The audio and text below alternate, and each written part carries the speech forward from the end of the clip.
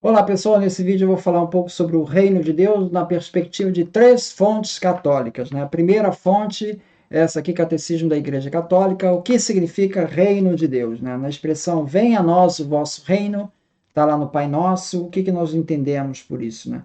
No Novo Testamento, o mesmo termo basileia pode ser traduzido por realeza, reino ou reinado. O reino de Deus existe antes de nós, aproximou-se no Verbo encarnado, é anunciado ao longo de todo o Evangelho, veio na morte e na ressurreição de Cristo. O reino de Deus vem desde a Santa Ceia e na Eucaristia. Ele está no meio de nós. O reino virá na glória quando Cristo o restituirá ao seu Pai. O reino de Deus pode até significar. Aqui vem uma passagem de São Cipriano. Aí diz assim: o reino de Deus pode até significar o Cristo em pessoa, a quem invocamos em nossas súplicas todos os dias e cuja vinda queremos apressar por nossa espera. Assim como ele é a nossa ressurreição, pois nele nós ressuscitamos, assim também pode ser o reino de Deus, pois nele nós reinaremos. Encerra aqui a citação de São Cipriano. Então, um evento futuro, não foi o evento de 70, é um evento futuro que ainda está para acontecer. Esse pedido é o Maranatá, o grito do espírito da esposa, vem Senhor Jesus. Aí vem um trecho de Tertuliano. Tertuliano diz assim: mesmo que esta oração não nos tivesse imposto um dever de pedir a vinda desse reino, a oração do Pai Nosso, nós mesmos, por nossa iniciativa, teríamos soltado esse grito, apressando-nos a ir abraçar nossas esperanças. As almas dos mártires sobre o altar invocam o Senhor com grandes gritos. Até quando, Senhor, tardarás a pedir contas de nosso sangue aos habitantes da terra? Apocalipse 6:10.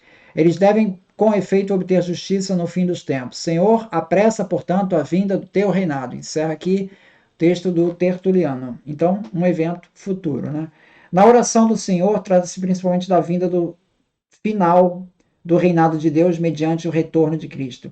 Mas esse desejo não desvia a igreja de sua missão nesse mundo, antes se empenha nesta missão, pois a partir de Pentecostes, a vinda do reino é a obra do Espírito Santo para santificar todas as coisas, levando à plenitude a sua obra.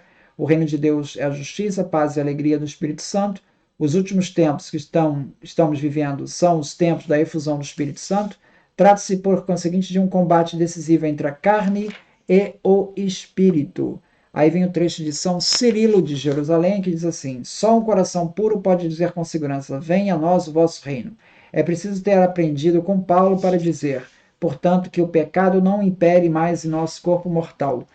Quem se conserva puro em suas ações, em seus pensamentos, em suas palavras, pode dizer a Deus: venha o vosso reino. Encerra aqui Cirilo de Jerusalém, né?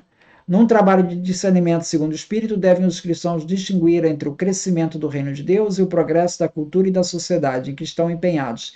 Esta distinção não é separação. A vocação do homem para a vida eterna não suprime, antes reforça seu dever de acionar as energias e os meios recebidos do Criador para servir neste mundo a justiça e a paz. Esse pedido está contido e atendido na oração de Jesus, presente e eficaz na Eucaristia, produz seu fruto na vida nova, segundo as bem-aventuranças. Então, isso é o reino de Deus como algo futuro, aqui pelo Catecismo. Aqui o livro do Joseph Ratzinger, Bento XVI, Jesus de Nazaré, onde ele vai falar na expressão do reino de Deus, né, da oração do Pai Nosso, que ele vai se referir. Deixa eu pegar a passagem. A oração do Senhor, que ele também vai discorrer sobre cada parte, né? Venha a nós o vosso reino.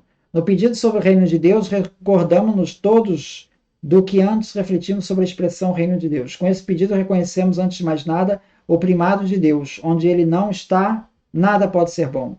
Onde Deus não é visto, o homem arruína-se e arruína-se o mundo. Nesse sentido, o Senhor nos diz: procurai antes de mais nada o reino de Deus e a sua justiça. Tudo mais vos será dado.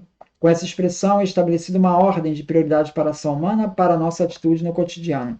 De modo nenhum nos é prometida uma terra de delícias, para o caso de sermos piedosos ou desejarmos de algum modo o reino de Deus.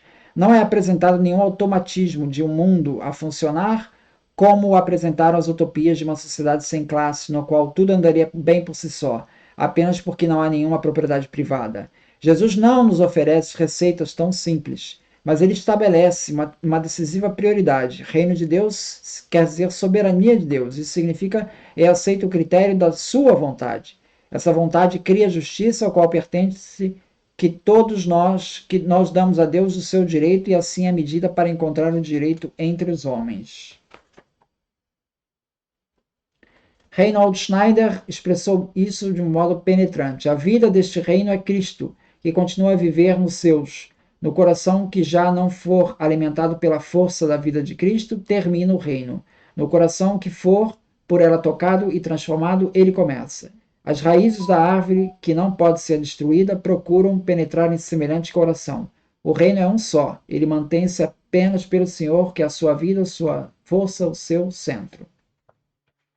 E agora, para encerrar aqui, ao comentário do Tomás de Aquino. Comentários ao Pai Nosso, ele vai falar novamente sobre a vinda do reino de Deus.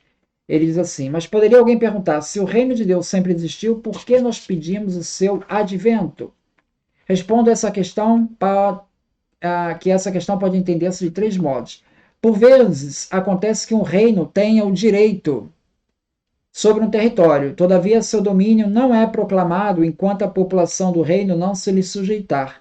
Será efetivo o domínio quando todos estiverem submissos. Deus, porém, por si mesmo e por sua própria natureza, é o Senhor de todas as coisas e o Cristo, porque é Deus e homem que recebeu do Pai o senhorio da criação.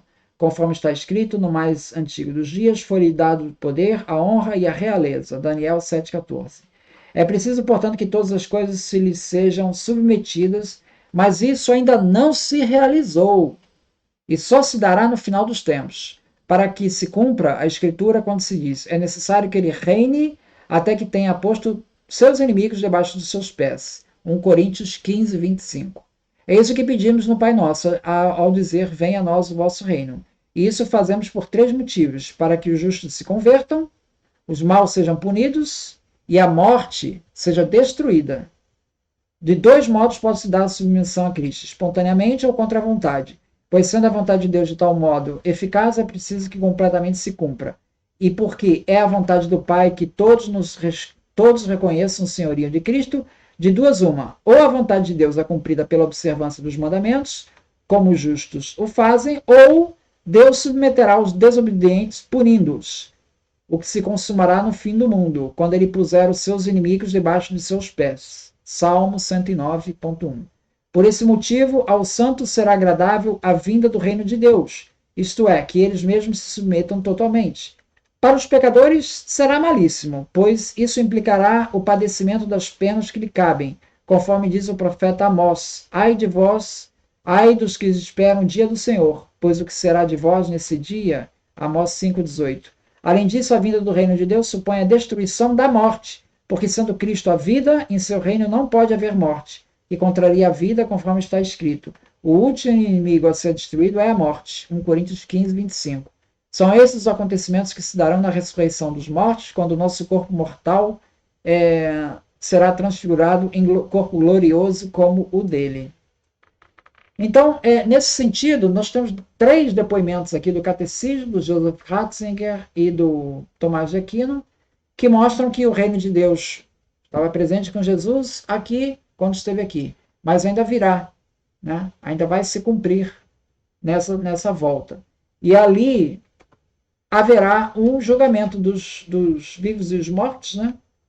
Onde os justos serão conversos, os maus serão punidos e a morte será destruída. Então, nada disso aconteceu no evento de 70, na destruição de Jerusalém, né? A morte não foi vencida, as pessoas continuaram morrendo depois de 70. Então, segundo os anúncios aqui dos profetas ali e dos evangelhos, então esse cumprimento ainda há de se estabelecer. Então é isso. Muito obrigado, então.